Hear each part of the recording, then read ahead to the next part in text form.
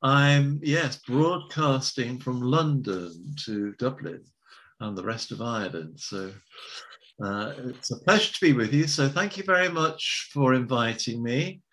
So hands up those who've been to the Dublin Centre. Anyone online there who's been? You can put your hand up like that if you've been. So one person has. And the others who are online, have you ever heard about the Brahma Kumaris before? Yes. Yeah, so we've got one yes. So we've got a no there. One no at least. Okay. So I'm going to just say a little bit about the Brahma Kumaris then, for those who haven't been before, so you know where we're coming from. Then after that, we'll do a relaxation exercise, and then I'll get into telling you more about the course.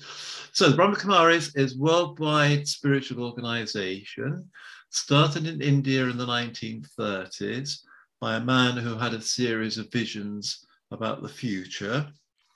And one of the visions he had was that women would play an important part in healing the world. So he handed over, he was a very rich man, he handed over all his wealth to a group of 8 women. Because when he started channeling spiritual knowledge, hundreds of women were attracted to what he was saying. And eventually, I think there was about 340 or 350 people who formed a closed community. Most of them were women, plus some children and a few men. And he trained them up over the 15 years they were in isolation, and gave them lots of confidence, helped them to speak properly in public, enabled them to be independent in every way. So he even made shoes out of old rubber tires and things like that, and changed the wheels on lorries. So he got them to become very strong and very independent. And then he sent them off in pairs around India, and wherever they went, a centre sprung up. And so it's always been a principle from the start that the organisation is and will be led by women. Obviously, men play an important part as well, but our part is more in the background. And the idea of that is to rebalance the gender power so that we become more equal. And so that makes it quite unusual. And then the main message we have for everybody throughout the world is very simple, and basically just to remember who you really are. So in other words, we're more than a body, we're more than our roles and relationships. There is something within us, the being of human being, which is special, sacred, powerful, and full in its original state, full of peace and love and happiness. So that bit inside is what is referred to as the soul, or the spirit, or Atma. And to help people to remember that, we teach people various courses on saying goodbye to anger, self-esteem, positive thinking, and the most important one, Raj Yoga meditation, which is a mental form of yoga. It doesn't require sitting on the floor or doing different postures or anything like that.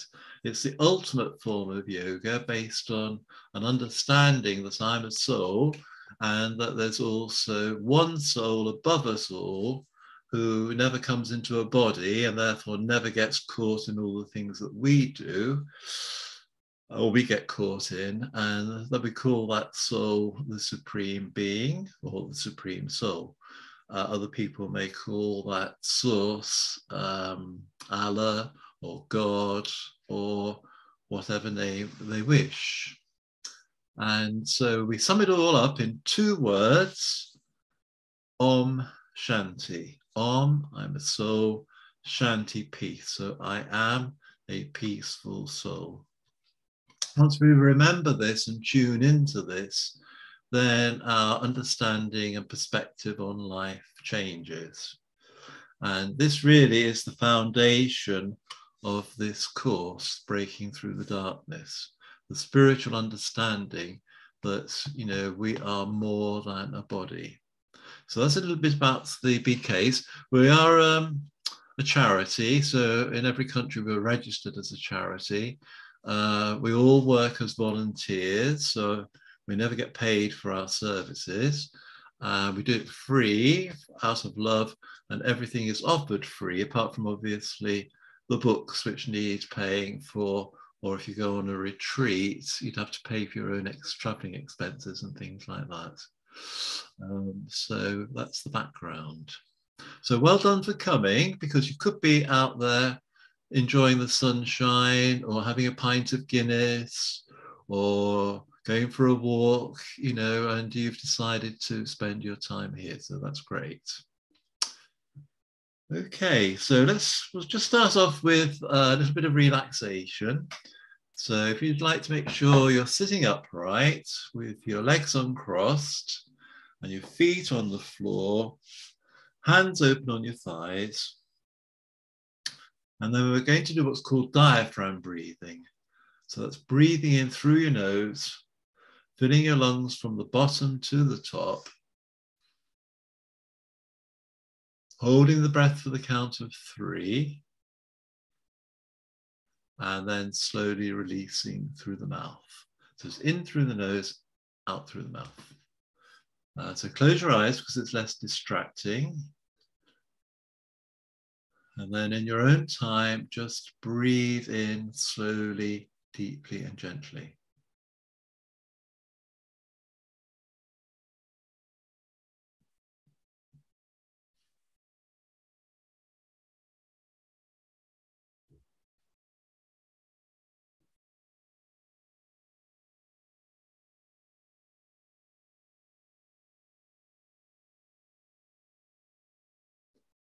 And as you breathe in, imagine you're breathing in a lovely, glowing, peaceful, golden energy.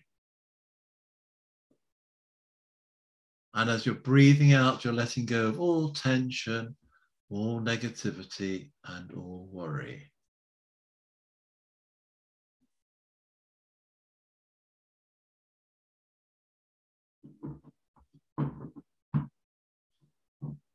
And this golden, glowing, peaceful energy is filling your entire body,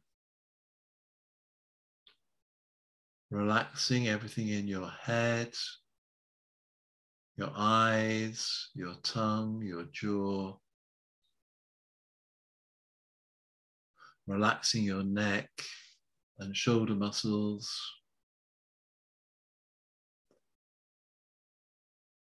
relaxing all your internal organs. They're all being filled with peace.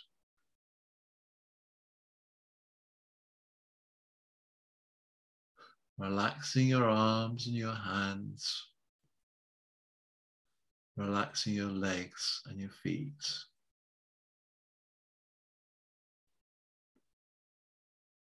So with each breath in, you're becoming more and more peaceful.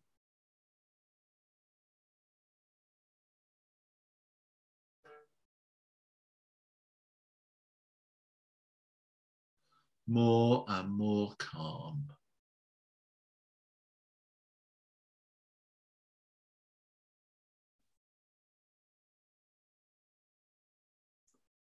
More and more relaxed.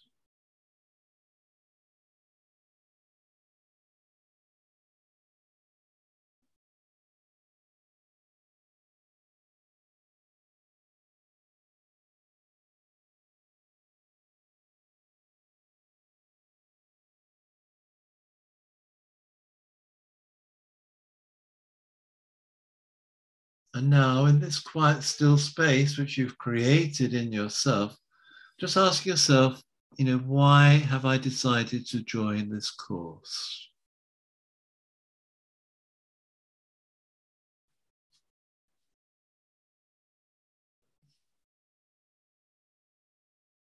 And what do I want to learn?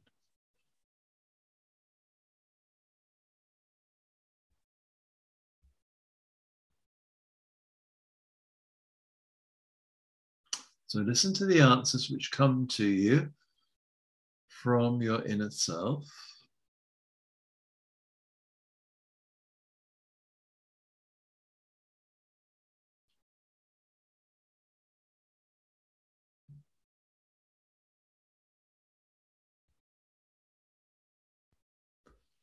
And then when you're ready, open your eyes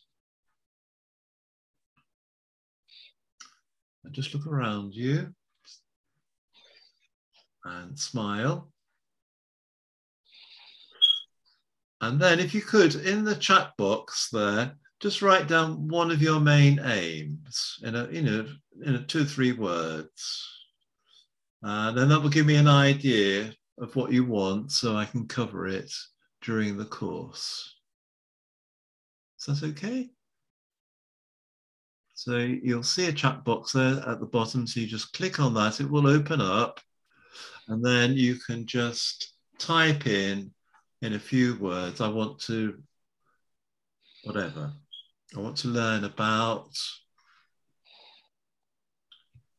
Yeah, so someone's kindly already put in a couple of things here. I won't mention anybody's name at all.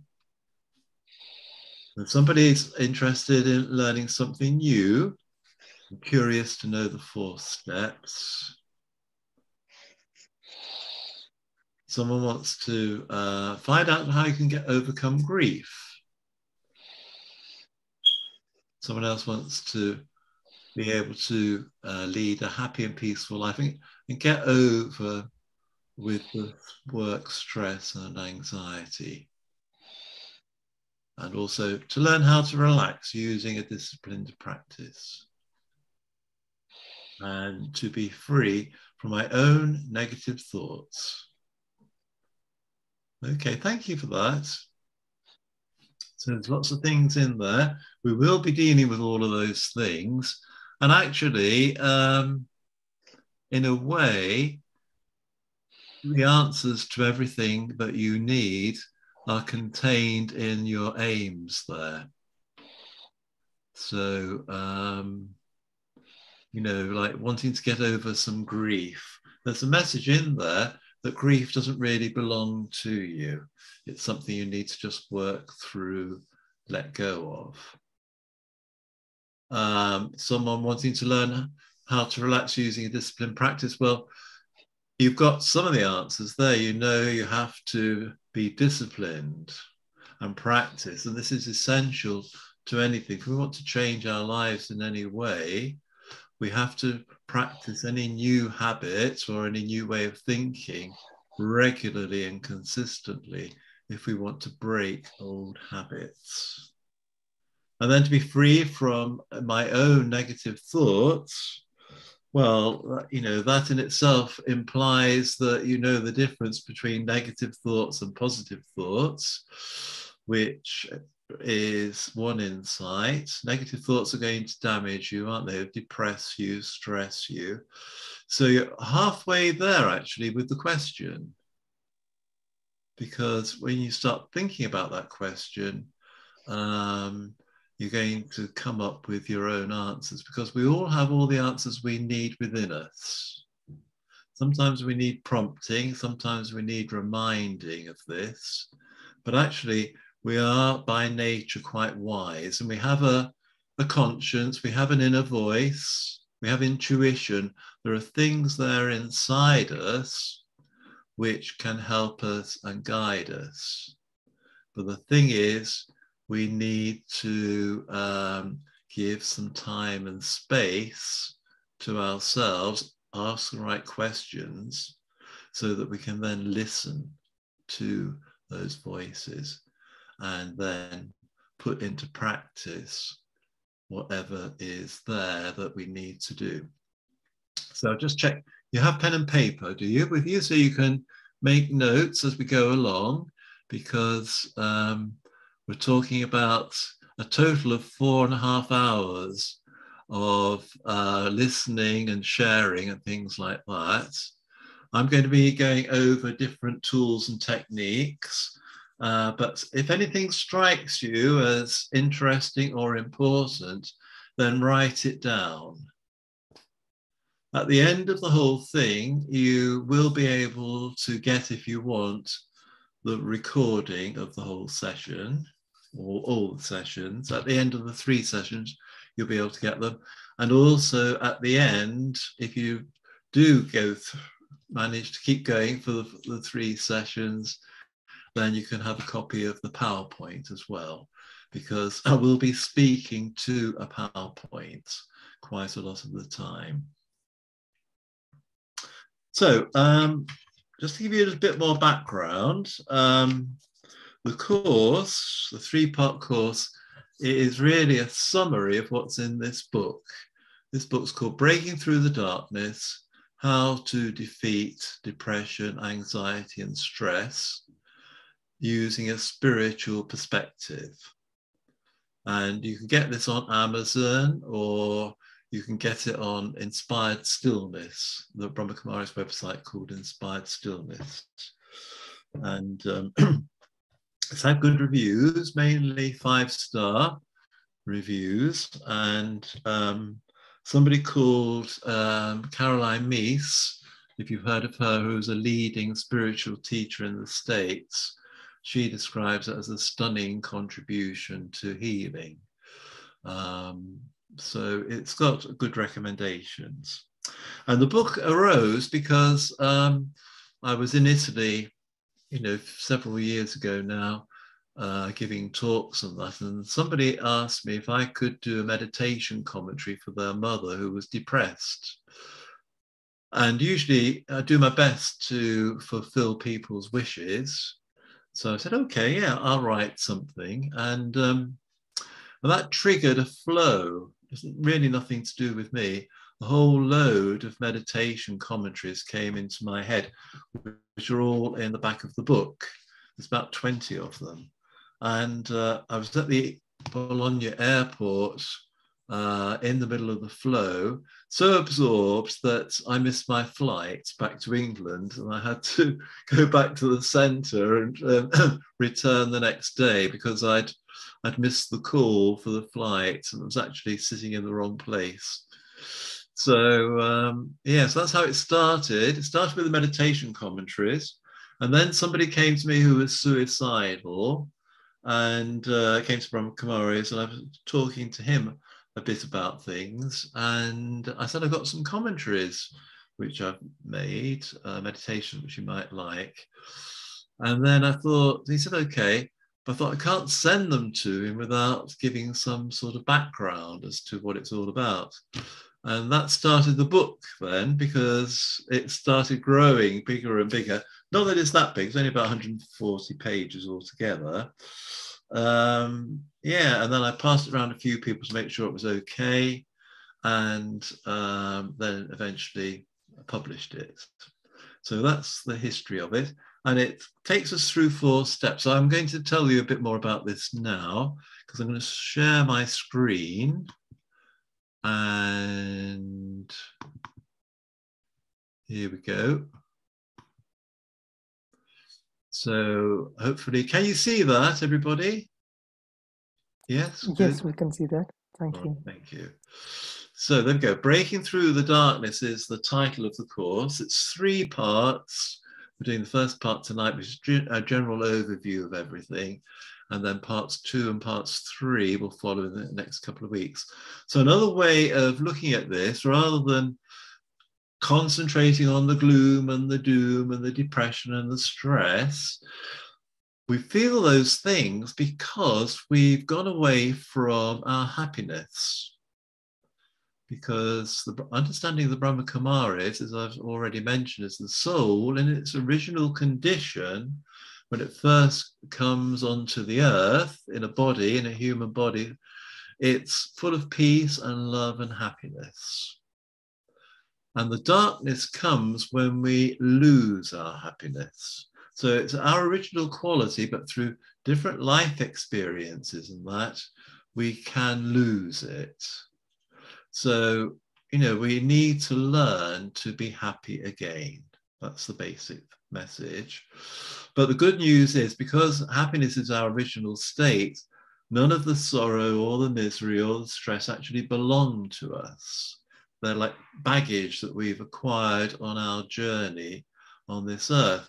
So like any other form of baggage, you know, if you've got carrying loads of bags down the street, they're going to weigh you down, and you're going to feel heavy, and you're going to feel exhausted carrying all these bags. Well, just like you can let go of physical bags, bags of rubbish maybe, bags, things you don't need anymore, in the same way you can let go of the mental, emotional, spiritual rubbish which you've accumulated over time.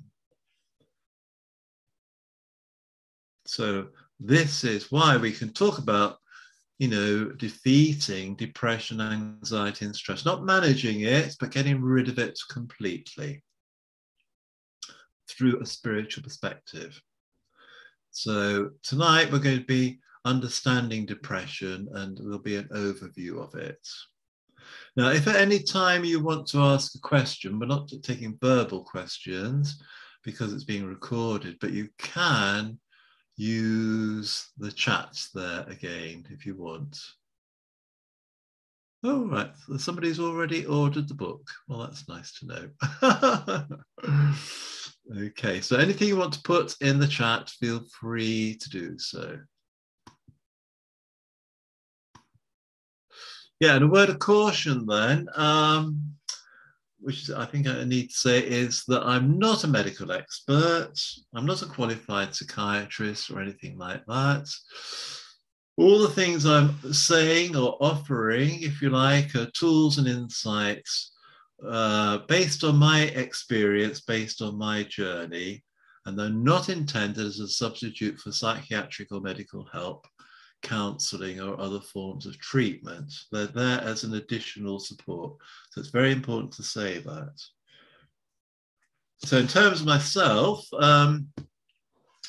I have, when I started writing this book, I suddenly realized, you know, that I had been depressed a couple of times myself. I don't think I realized it when I was going through it, or I'd conveniently forgotten it. But this is one of the reasons why I've probably had to write the book, to fully understand what I've been through. But many years ago, when I was a prison governor, when I was quite young, we're talking about in the 70s, it's going back quite a long time now. I was working in a top security prison. The work was very demanding, and at the same time, domestically, I was in quite an unhappy marriage with 2 young children, and the pressure got to me, and I felt really bad about myself. I felt bad about my situation, but felt bad about the fact that we were bringing children up in an unhappy environment, because nobody wants their children to experience unhappiness. And it all got a bit much, and I thought, oh, best way out of this, oh, just to commit suicide, you know, which is not a very nice thought to have. And for a long time, I was going around like this, imagining that was a knife. I just have to cut my wrist, and then all the blood will flow out. I'll die, and I'll be free. No more worry, no more pressure, no more stress. Obviously, it's not a good state to be in. So I went to the doctor, and then I ended up, you know, getting antidepressants. I went to take the antidepressants at home. I remember being in the bathroom, picked up the first one out of the packet, and then a little voice inside said, no, don't do it. I'm not recommending anyone else should do this, but this was my response. There is another way. There is a better way. That was the message that came. And there was something inside me which wanted to follow that message. So I flushed all the tablets down the toilet, and then went on a journey of self-discovery, you know, reading different books.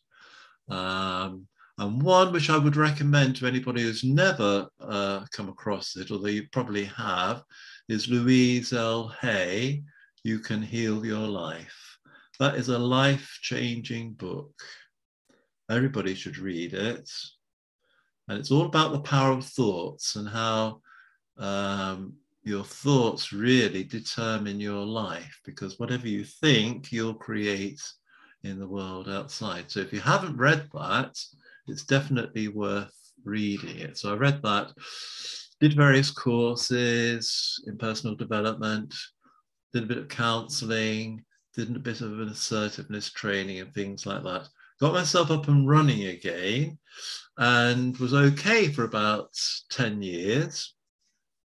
And then things went a bit pear-shaped again. And I ended up having 6 months off work with stress and depression. I was completely drained, no energy left at all, either mentally, physically, emotionally, and also I would say now spiritually.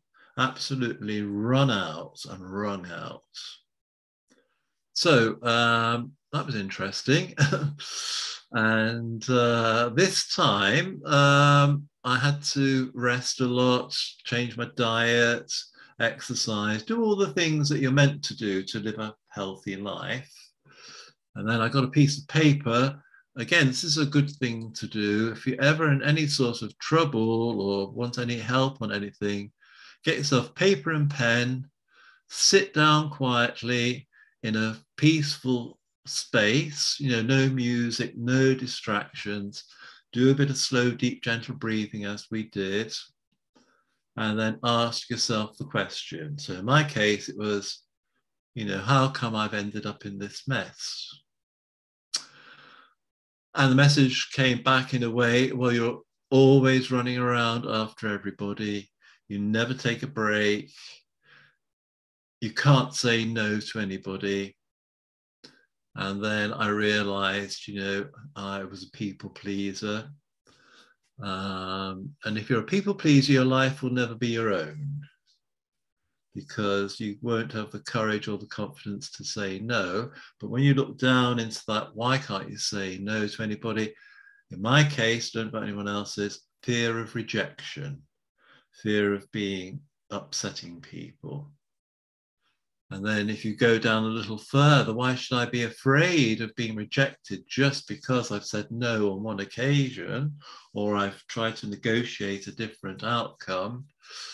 Then in my case, I hit, the rocks of low self-esteem, no self-confidence. And then burrow down even further, and the message was, in a way, you're unlovable, unworthy, and load of rubbish. So rather than face all of that, I would go around pleasing everybody.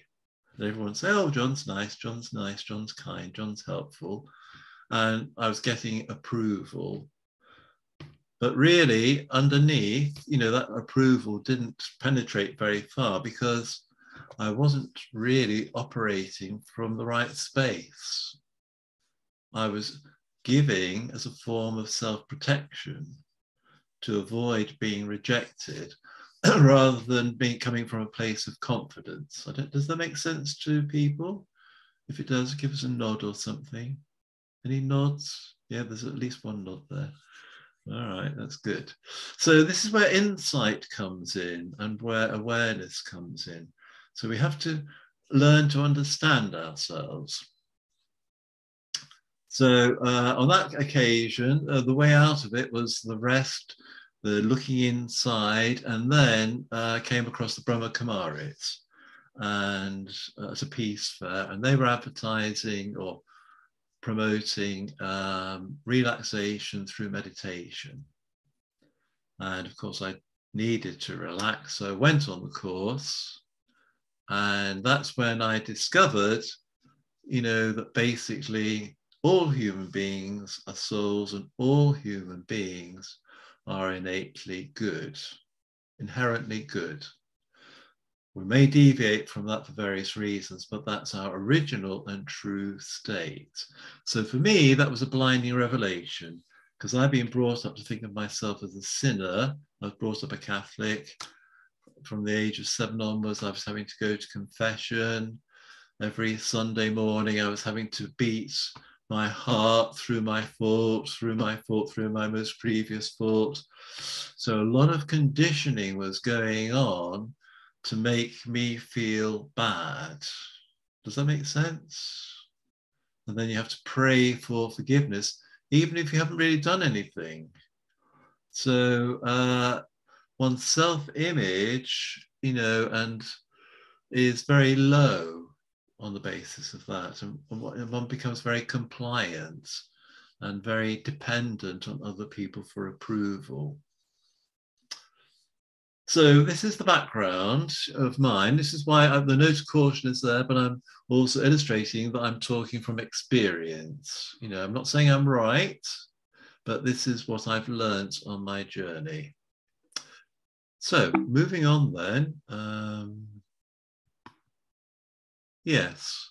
So the course for this course is going to be based on using our spiritual intelligence. So this is the ultimate form of intelligence. We've got other forms. We've got emotional intelligence. We've got the intellectual intelligence, which measures how bright your IQ is. But not many people refer to spiritual intelligence. And this is based on the understanding that each, as I've already said, really, each of us is more than a body.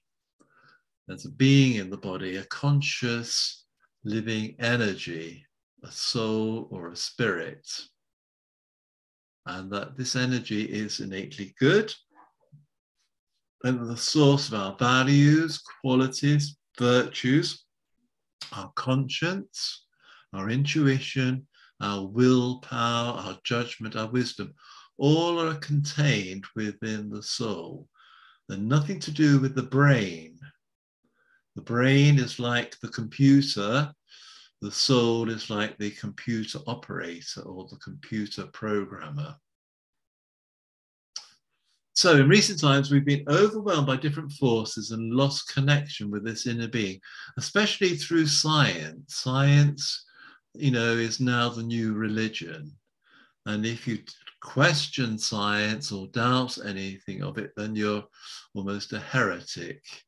And science really is, a lot of it, not all of it now, it's changing. It's based on the idea of evolution, that we're little better than apes. Everything happens in our brain, and that when we die, that's it. We're no different from any other sort of animal. Well, if you're actually a soul, an eternal being, and you're having this sort of pressure on you to deny all of that and forget all of that, then you are going to go through what some people call the dark night of the soul, because you're going to feel lost, no meaning or purpose to your life, wondering what it's really all about. And this can lead to, a lot of soul searching. It can lead to a lot of misery because life doesn't make sense anymore. And so this has happened relatively recently. I mean, there are individuals who've always gone through it at some stage or other in the past, but it's like a collective dark night of the soul now, because most people no longer go to church. A lot of people no longer believe in God. And so that whole spiritual connection has disappeared, and you're left almost suspended in a world which no longer makes any sort of sense. So the aim of the course is to uplift, empower, and inspire souls to be happy again by accessing their awareness, wisdom, and knowledge. So this is what we're going to be doing, this evening, where we're going to be defining depression, anxiety, and stress, recognizing the signs of these states of unhappiness. So that's another way of putting it. we don't often use that. We don't, instead of being stressed, depressed, and anxious, we don't say, I'm unhappy. Sometimes people do, but really it's all about being unhappy or experiencing sorrow. And actually, this, I would say, is a cultural inbuilt part of Irish culture. It's a culture based, you might correct me here, you can correct me in the chat box if you want, it's based on loss and grief and sorrow, because so many things have happened over the centuries to the Irish people. You know, the potato famine, the mass migration of people to other countries, England, America, and places like that. And even the weather, you know, and the poverty, they've all had an impact on the psyche of the Irish people. That's why the songs are beautiful, but they're also tinged with sorrow in most cases. Would you agree with that, or am I exaggerating it? If you agree, just put a thumb up. There's one thumb up anyway. So again, you have to recognize all these influences. So we want to be understanding the causes and exploring the solutions. So the 4-step process, which we can go through, is first of all understanding the mind-body connection, thinking positively, that's the second step, being aware of ourselves as souls, that's the 3rd step, so being soul conscious, and the 4th step is connecting with the light. So these 2 parts we will deal with next week, and being soul conscious and connecting with the light will be the following week. This week, we're just doing all the background to that. So I've already said, we have to remember we weren't born depressed, anxious, or stressed. We become depressed, anxious, or stressed. That's an important point to remember. Over time, we lose our happiness and peace due to various experiences. So accepting this truth and taking responsibility for our life, this is a key point here. We have to take responsibility for our own life. No blaming, no complaining, no putting it all on somebody else. It's our life. We're responsible for our thoughts, words, and actions. And we're responsible for our negative states of being as well as our positive. So we need to acknowledge this and accept this, because this is essential if we want to start breaking through the darkness. If I put all the blame on other people, it's nothing to do with me, the fact that I'm depressed, then getting through it is going to be much harder, because you're going to be reliant on other people telling you what to do or giving you drugs or whatever it might be. And really, we need to reclaim our own inner power and our own inner strength and see it as a challenge and an opportunity, you know, rather than a cause for misery and blame, because there are gifts in it if we are open-minded enough to look for them. So here are the definitions then. So depression is a mental condition characterized by feelings of severe despondency and dejection, typically also with feelings of inadequacy and guilt. So that's the depression. And of course, that can lead us down a dark, deep tunnel, you know, where we feel there's no way out. Stress is a fear-based reaction to a feeling of being out of control to excessive pressure. So that's very different. It's a reaction to a feeling of being out of control. Depression is much more deeper. It's not just about being out of control. It's about having no meaning and purpose in life. And it's about feeling dejected and inadequate and guilty. So the different things. And then anxiety is a state of persistent excessive worries that exist, you know, even in the absence of a stressor. We're always feeling nervous and worried that something bad is going to happen. So it's a constant state. of being on edge. You can never relax, you can't sleep properly, etc. So a few statistics. Globally, more than 264 million people of all ages suffer depression. A couple of interesting ones. More women are affected by depression than men. At its worst, depression can lead to suicide.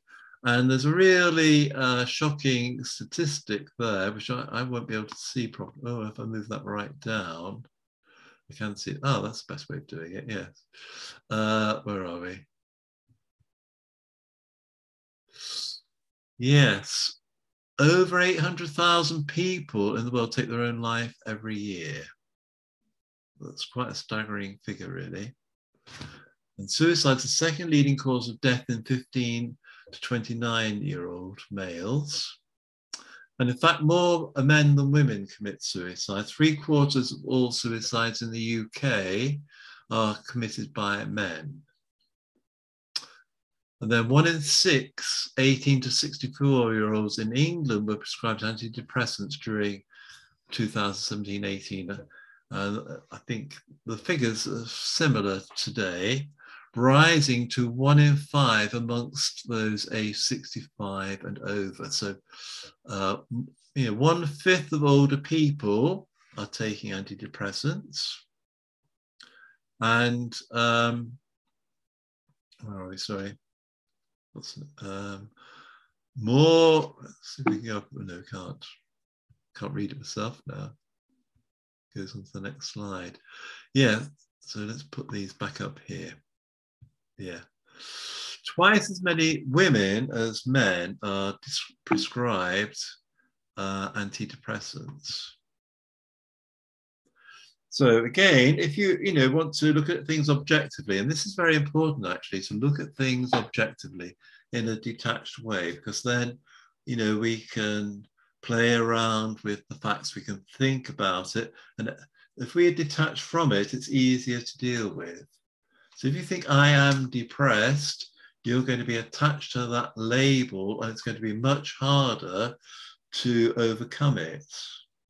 If you think of yourself as a soul who is experiencing depression, then you can create a little space between yourself, the soul, and what you're experiencing or looking at. And then this enables you to look at it differently. So, for me, I think it's very interesting that men are much more likely to commit suicide than women. So then you can ask yourself the question, why is that? And of course, the answer will be men don't have the same social networks as women. They've been brought up to be tough and strong and bottle up their feelings, because if you speak about your feelings, then it's a sign of weakness. So that's a form of toxic masculinity, which is culturally derived, what's the word? Originates from the culture. Likewise with the women, how come more women, twice as many women as men, are given antidepressants? So that's a good question. If we were doing this live, and we have more time, I would get you into groups to talk about that, because women are under huge pressure in so many ways, much more than men. The roles you have as carers, as mothers, as wives or partners, the expectation that you're going to always look good, you're going to be perfect in your appearance, perfect in your behavior, you're going to be the perfect wife, the perfect, etc., etc. The expectation that you can work out the home as well as in the home and manage everything. There's huge pressures there. So women are really I would say they're the backbone of society. Without women, society would collapse, because they do so many unpaid and unappreciated jobs. Am I right in saying that, the women who are there? Would you put a thumb up if you agree or not?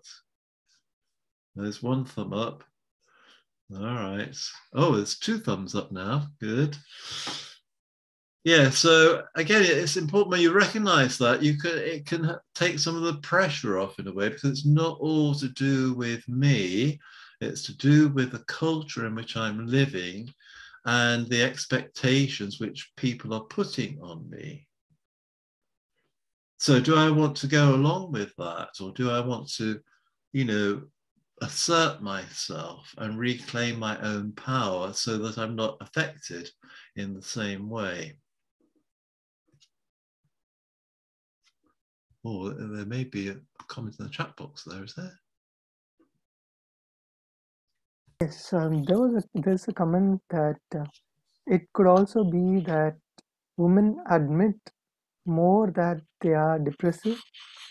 Yes, that's true. They could admit it more, but then they do something about it. That's the other thing. Whereas the men will soldier on regardless. So more women go to the doctors than men go to the doctors. Men only go to the doctors when there's something seriously wrong. So, you know, they end up dying a few years earlier than women do. Women usually outlive the men because the men aren't open to support and help in the same way that women are. So is there another comment there then? Yes, I agree. Men hide it away as they think it's not good to talk. Yes. So there's messages all along the line, and it's important to listen to those messages and understand them. So if you're a man, then recognize it's okay to talk. It's okay to share, but you need to find the right person. Like in my case, no disrespect to my wife, but she couldn't cope with the idea of living with a man who, from her point of view, was weak. Because the man is meant to be big and strong. And if you're, as a woman, reliant on the man to stay strong, it's going to be very hard for him to admit to you that he's got problems. So, if you're weak, if the woman is emotionally weak and dependent on the man, then the man can't open up because it will undermine the woman even more than the whole relationship can go pear-shaped. So if you can't talk to your partner, then, you need to find someone else, maybe a friend, maybe a counselor, somebody who will listen in a non-judgmental way and help release the pressure. And then when you talk about it, you can see things more clearly, and then you can make much better decisions.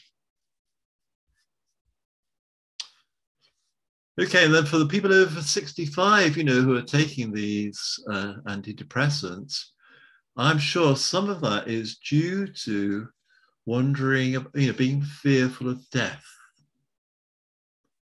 What's going to happen to me when I die? If you've lost all your religious beliefs, or you don't have any spiritual beliefs, then it can be quite demoralizing and depressing to think, God, I've only got another 5 or 10 years left, and that's the end of me. So I'm living in a retirement apartment block myself. In the last, we've got people aged up to 95 here. And you could say we're in God's waiting room, waiting to depart, because we're all over 60. and the people are regularly departing, and we end up going to their funerals and things like that. And if you're at all worried about death, then you think, oh God, it could be my turn anytime now. And so one way out is to have a good drink every night to drown your sorrows, watch loads of telly to dull your senses, or take a few tablets. But if you have a spiritual practice or a spiritual belief that you're an eternal soul, and that in the case of the Brahma Kumaris, we believe in rebirth.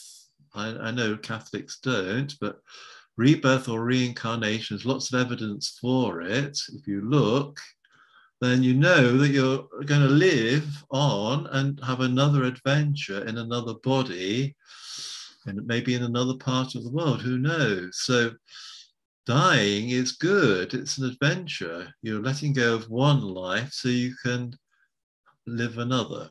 But I mean, that obviously is controversial, but there's lots of evidence for it, lots of evidence, if people are prepared to look. Okay, so then moving on then, we've got some of the signs of unhappiness. You know, feeling hopeless, guilty, full of regret, not good enough. And if you've got all these heavy emotions inside you, you're going to feel quite tired because you're carrying such a heavy burden. And you're going to find you can either get very sleepy, constantly sleeping, or lethargic, or alternatively go the other way. You can be awake all night, think, oh my God, what's going to happen next? You're likely to be irritable and angry. You'll find it difficult to concentrate on anything. And you can either go one way or the other with the food. You can either eat too much, you keep stuffing chocolate and cakes down your throat, hoping that will make you feel better because you get a sugar rush. Or you can go the other way and almost starve yourself to death because you're not really worth keeping alive. And then again, of course, you can withdraw, just stay in your own little world all by yourself. And of course, that will intensify the pain, intensify the feelings of alienation and isolation. And then again, we'll end up then probably with aches and pains for which there appears to be no direct cause.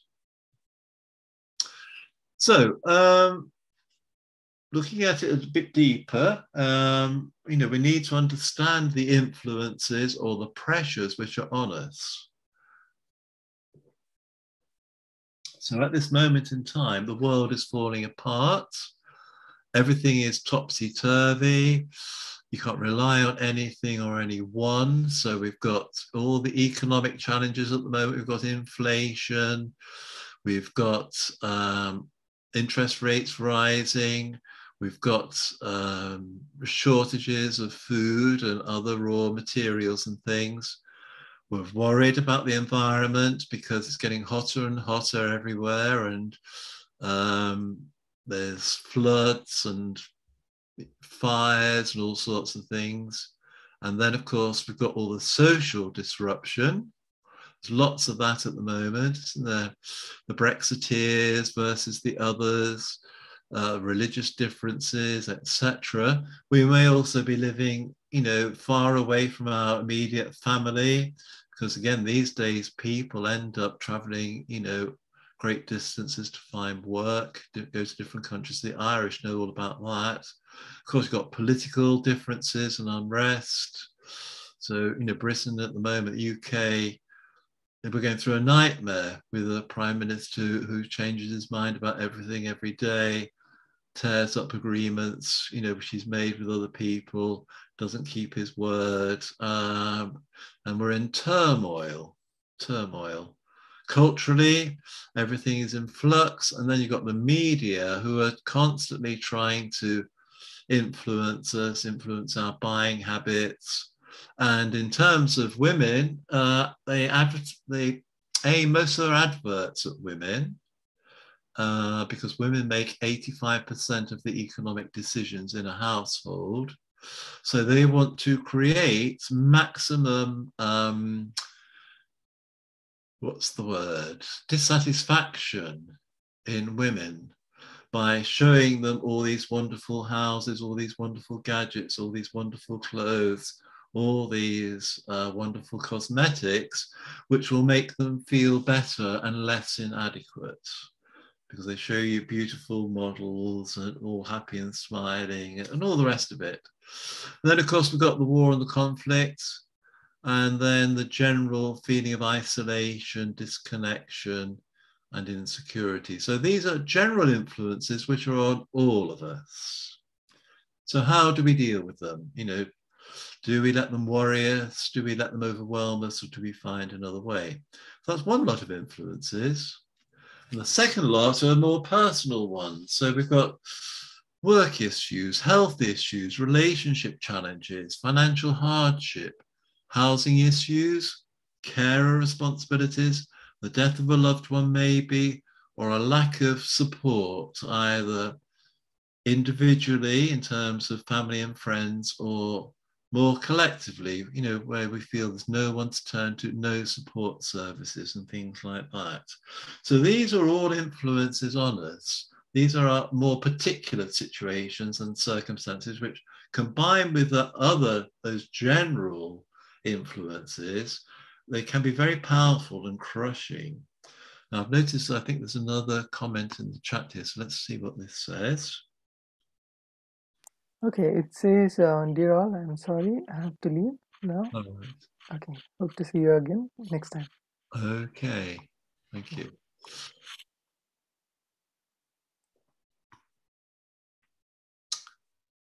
All right, then moving on.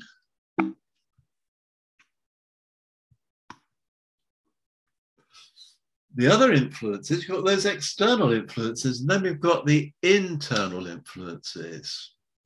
So this is very interesting. All the things inside us which prevent us from being strong and positive and powerful, which stop us from rising above the external circumstances. So these would include our personality type. So it's quite interesting, you know, there's two personality types. On one level, there's the A-type personality. Everything is black and white. Everything is, you know, you've got to do it now, no messing around, quite rigid, quite controlling.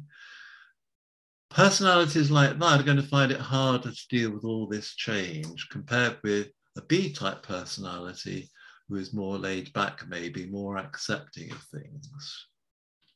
So again, it's useful to ask yourself, which sort of personality type am I?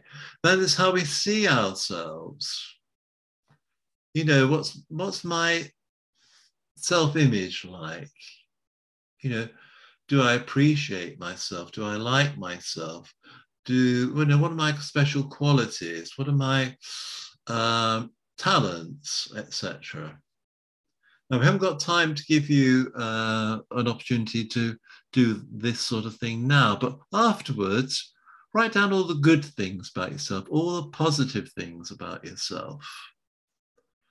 And in the past, I used to, you know, people used to ask me this question, and I'd just go, I don't know, I can't think of anything good about me. And that's such a sad state to be in, you know. We've all got talents.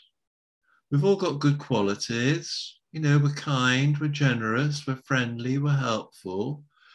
But you can get yourself into such a state that you don't actually recognize any of that, and you're just focusing on all the mistakes you've made, all the regrets you have, all the things you were told as a child, you're stupid or you're useless, things like that. And if you identify with all the negative things, then you're going to end up feeling negative about yourself. So really, you need to spend a little bit of time writing down, describing your self-image from a positive point of view.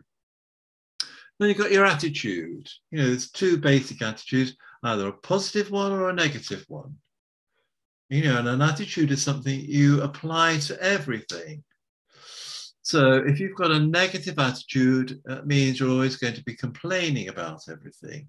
You're going to see everything as almost a personal attack on yourself.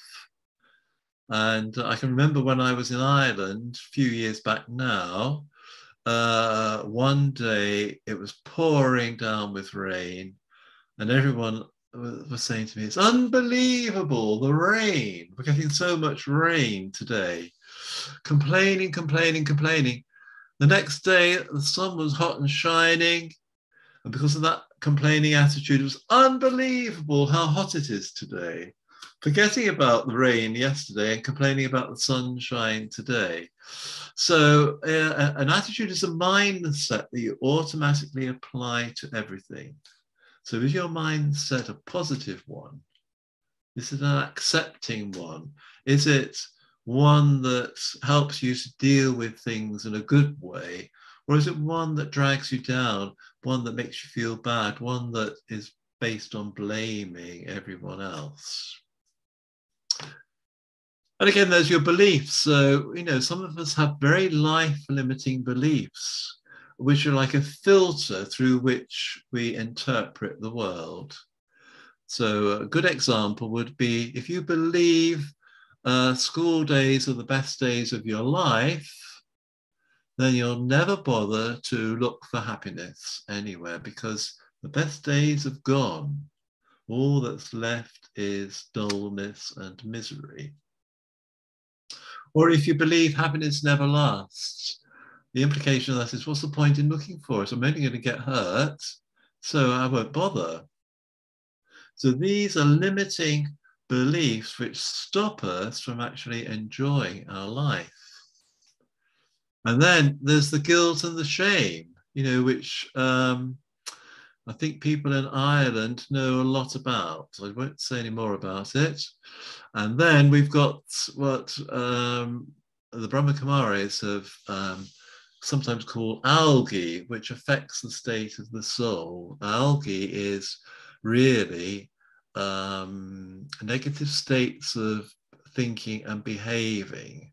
So like anger will definitely make you feel miserable. Lust in all its different forms causes sorrow because you're trying to get something to really compensate for a lack in yourself. Likewise, you've got the greed there, the ego.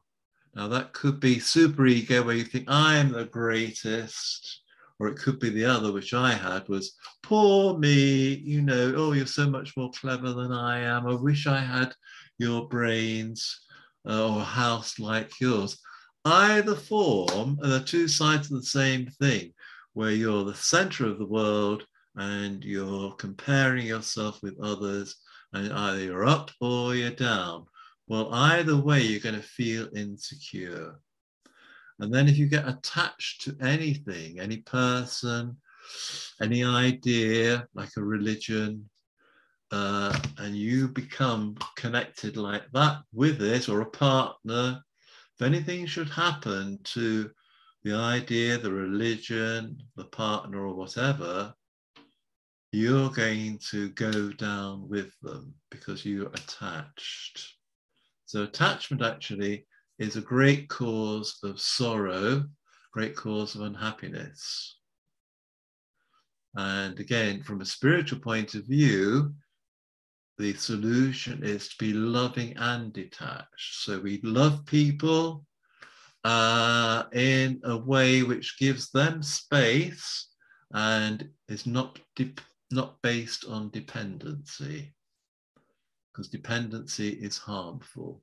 Dependency leads to codependency, and then both people go down.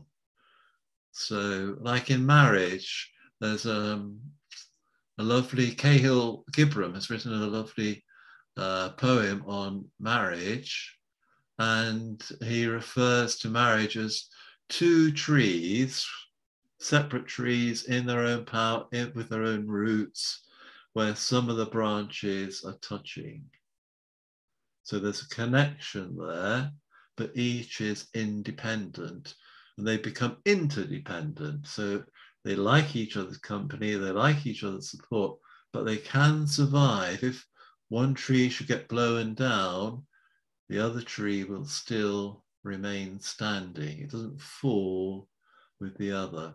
So if we can be in a state of being loving and detached, we become free from all the negativity around us, and we create a space where we can come up with positive solutions to help us. And then we've got unfulfilled emotional needs. So, and a lot of us have unfulfilled emotional needs from childhood. We maybe never loved enough, we were never valued enough or listened to enough, maybe never held, never supported or encouraged. And there's a hunger inside, if you like, wanting someone to come along and fill the void.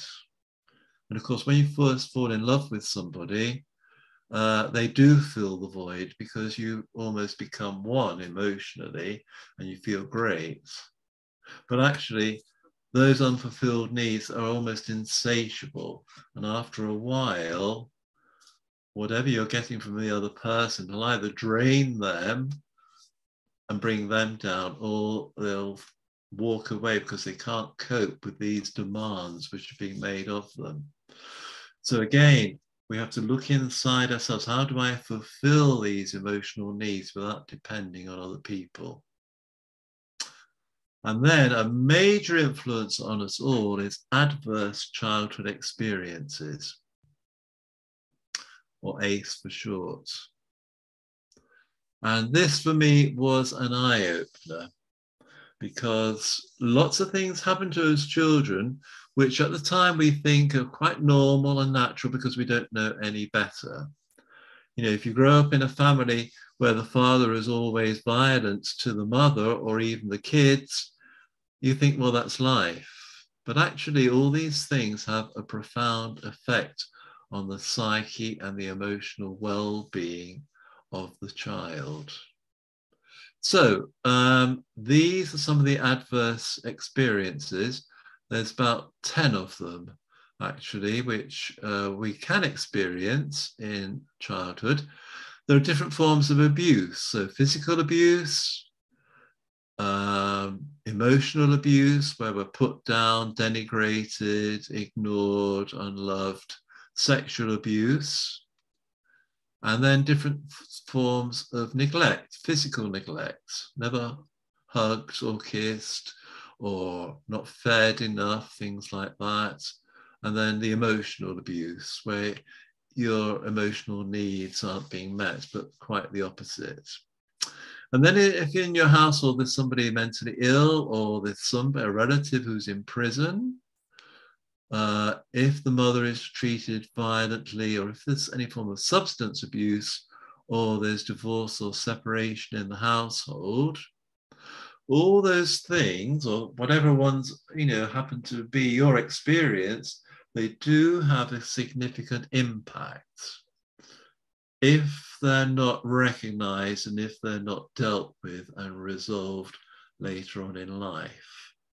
And so the research shows that if you've had, say, 4 or even 6 of those things happen in your childhood, then this will be the result. Surprisingly, I found this one surprising, you'll be much less likely to go in for physical activities, PE or whatever, be more likely to smoke, more likely to drink because you're drowning your sorrows, more likely to take drugs, either the antidepressants or the illicit drugs. And you're more likely, whoopsie daisy, where are we? And then, what's this one? I can't remember now. More likely to miss out on work. You haven't got the energy to work. You feel too distressed and things like that. Then we've got severe obesity, diabetes, depression, suicide attempts, sexually transmitted diseases, because you're desperate for love. So you'll end up, having a sexual relationship with all sorts of different people.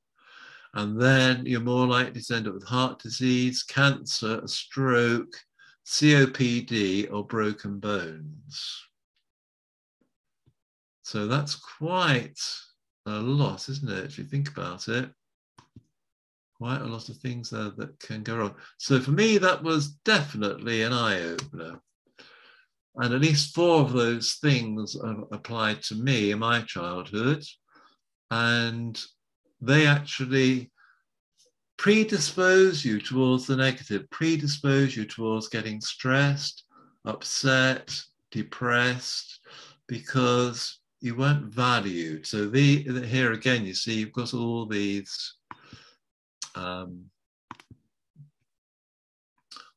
different, whoopsie daisy, all these different needs, the need to be valued, to feel safe, significant, cared for, seen, accepted, appreciated, and acknowledged, or respected, encouraged, feel useful, feel you belong, that you're being treated honestly and fairly, that you're trusted, loved, and held. So whenever we feel angry or hurt or afraid, we can be sure that one primary need or another is not being met either by ourselves or by others. So these are quite deep and important things, actually. And, right, so there we go. Well, that's it, we don't need that now, because we're now on to, that goes to part 2. So these are all the background factors, actually. So,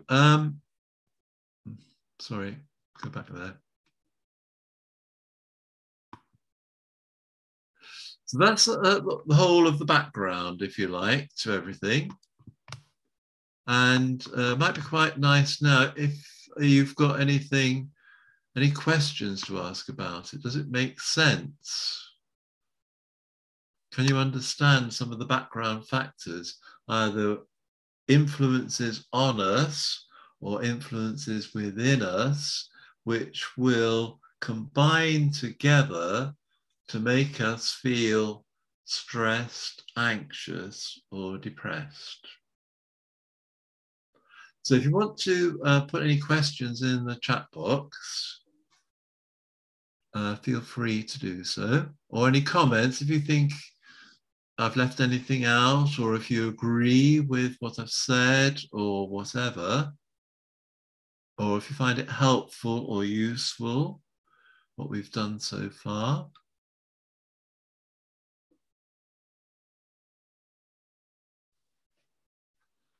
And I'll stop sharing so we're all back together then in the same room.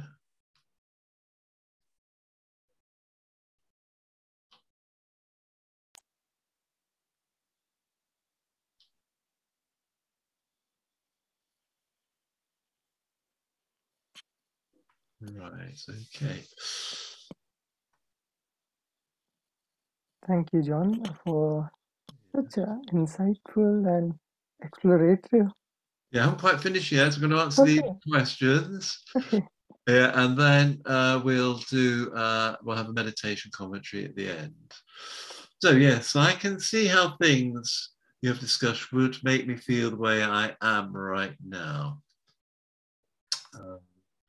I need to get help for my future relationships to be successful. So good, there's some insight there.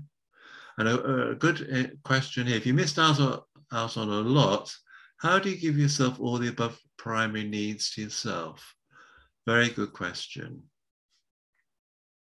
So the thing is, really, all those primary needs which haven't been met are connected with our inner child, if you like. Within us, there's a little boy or a little girl who hasn't been acknowledged, who hasn't been heard, who hasn't been listened to. And one way of doing it is having a conversation between yourself and the child. You as the adult, almost as the parent, the one who is strong, the one who has survived, the one who is doing their best in the world, and then listening to the child and allowing your inner child to express all the feelings from the past, which they have never had a chance to release. So you could tap into the inner child and write down everything the inner child says. I feel unhappy, unloved, unwanted. Nobody's ever listened to me. I've been ignored. And just listen to the feelings, acknowledge the feelings, and you can actually say, I'm here for you. I understand where you're coming from. It was tough. I realize now, looking back, it was very hard for you as a little boy or a little girl to deal with all the things that were going on, but they weren't your fault. You know, the adults around at the time were unhappy because there's a very important point. Hurt people hurt.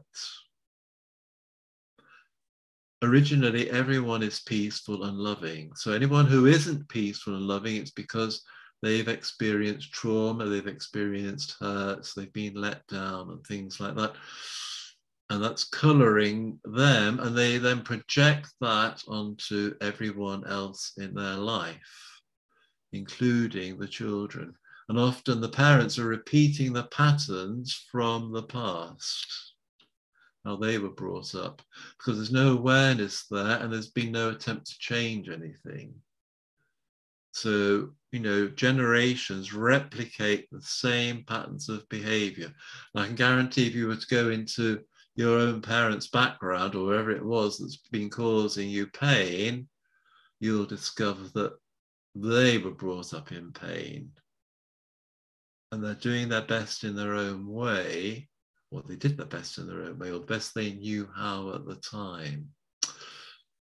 And when you have this sort of insight or understanding, then it leads to feelings of compassion and forgiveness. So it's easier to deal with the people from the past because you know they were damaged and they were in pain.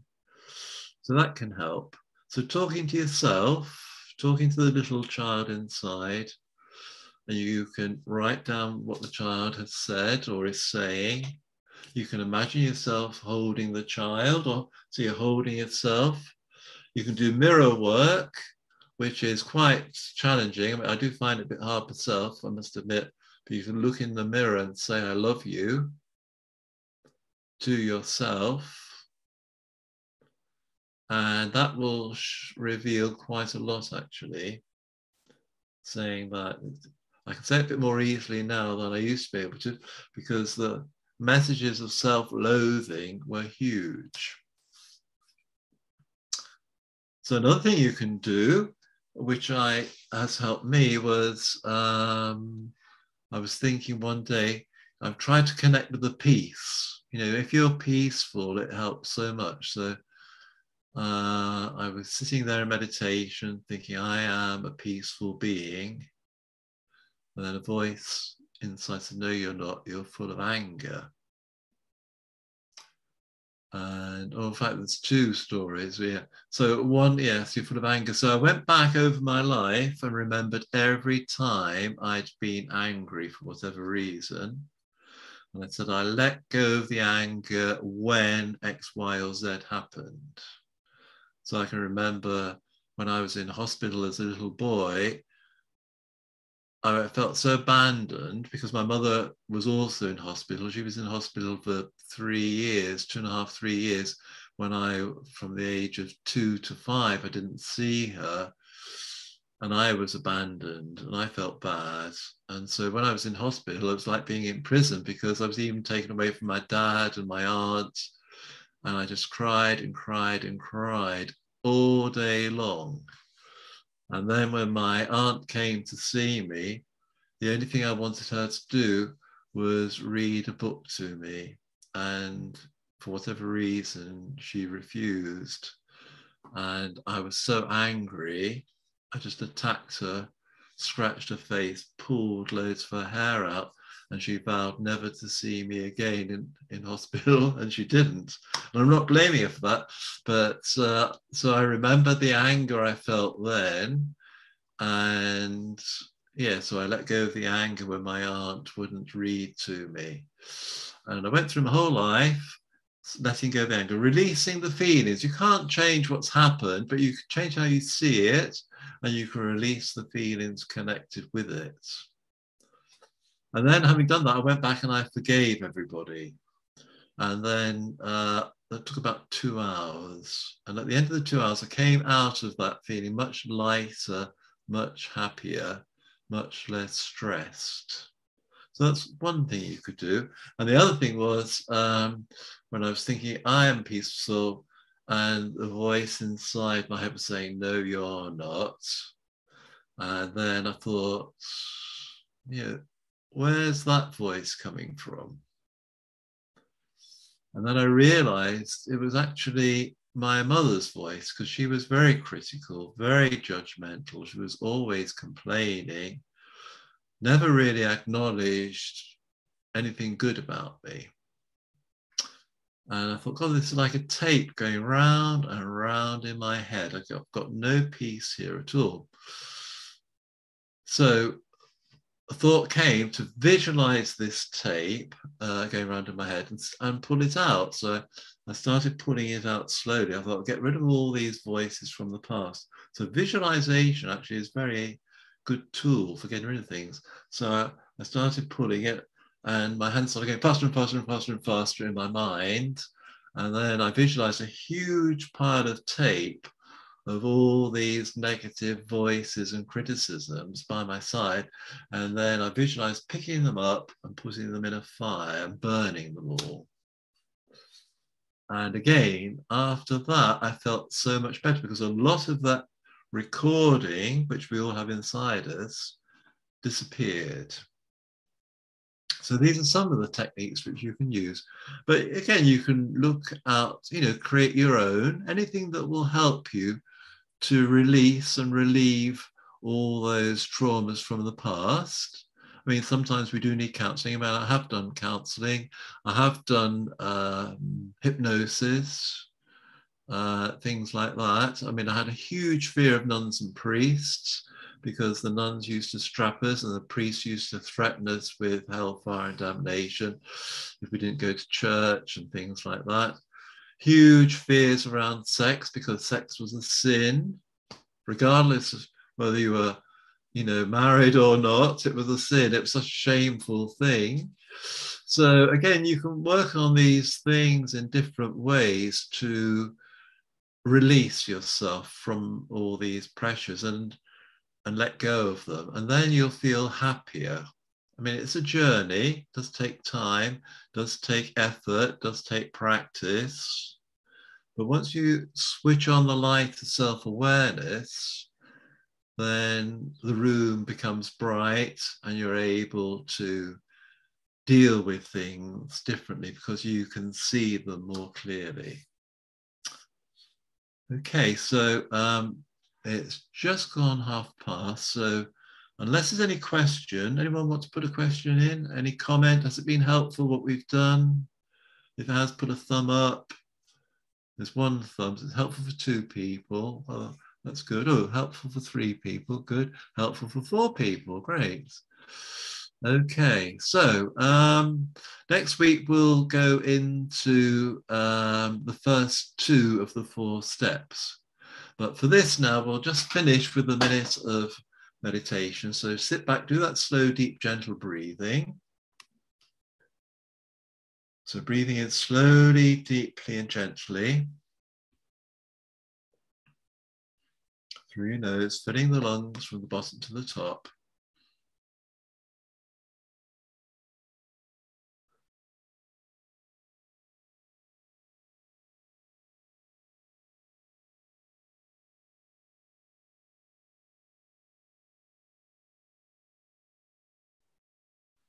Turn your attention within. And then remember who you really are. And just say to yourself quietly in your mind, I am a soul. Separate from, but connected to this body. I am an eternal being of peace, love, and happiness.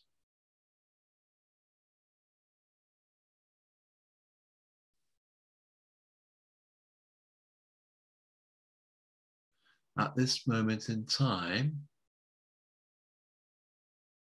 I may be experiencing depression, stress, or anxiety. These states do not belong to me. They're things that I have built up or acquired over time.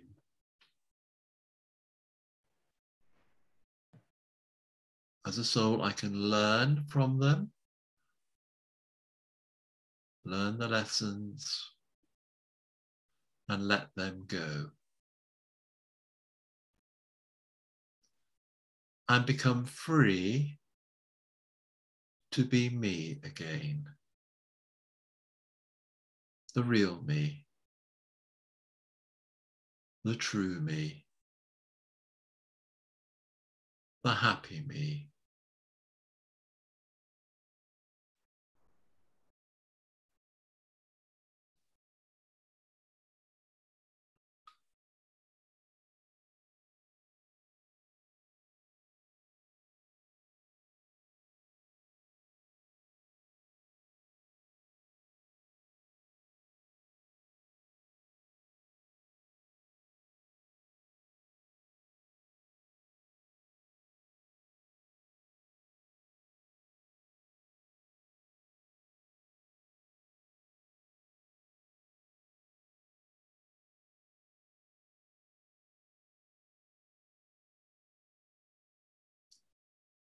So feeling happier, feeling more positive, feeling more hopeful. I bring my attention back into the room where I am and open my eyes and look around me and smile. Okay, then give yourself a pat on the back for taking the time out to look after yourself and remove the stress or the depression or the darkness that's been hanging around. So thank you for joining, and I hope you found it helpful. So somebody is saying, when is the next session? It'll be from 7 to 8:30 and next Tuesday. So that's 7 days from now. It's 3 Tuesdays in a row, 7 to 8:30 each time. And someone has written here, so helpful, thank you so much. So thank you for positive feedback.